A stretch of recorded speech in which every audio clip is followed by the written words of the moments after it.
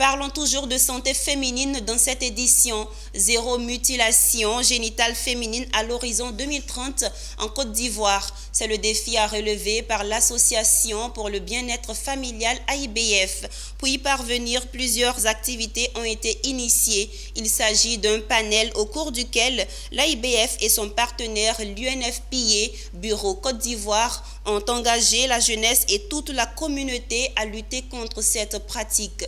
Mon désir Nascimento et Doumbia Ayuba. La course contre la montre est lancée pour obtenir à l'horizon 2030 en Côte d'Ivoire zéro mutilation génitale féminine.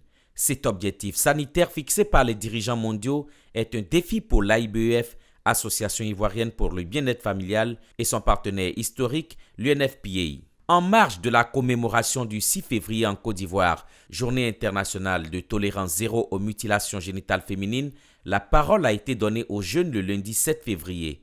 Selon Emmanuel Aléchi, représentant du directeur exécutif de l'AIBF, il s'agit de renforcer l'engagement des jeunes, futurs dirigeants du pays, mais aussi obtenir l'engagement de l'investissement des donateurs pour soutenir leur initiative.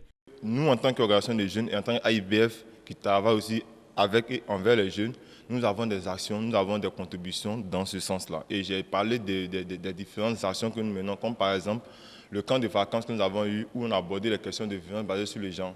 Dans tous les programmes mondiaux, il est impératif que nous puissions mettre fin aux mutilations génitales d'ici 2030. Les jeunes à la tête d'un monde sans mutilation génitale féminine d'ici 2030. C'est le thème choisi pour échanger avec la jeunesse. Des expériences et des actions déjà menées, mais aussi des perspectives ont été abordées au cours de ce panel qui a vu la participation d'associations de jeunes, de divers acteurs engagés dans cette lutte et bien évidemment le ministère de la Jeunesse. Pour le directeur exécutif, il s'agissait de faire engager véritablement les jeunes pour qu'ils s'investissent dans cette action-là, pour que véritablement de façon individuelle et de façon collective, parce qu'on ne peut rien faire seul, cette action-là puisse porter ses fruits.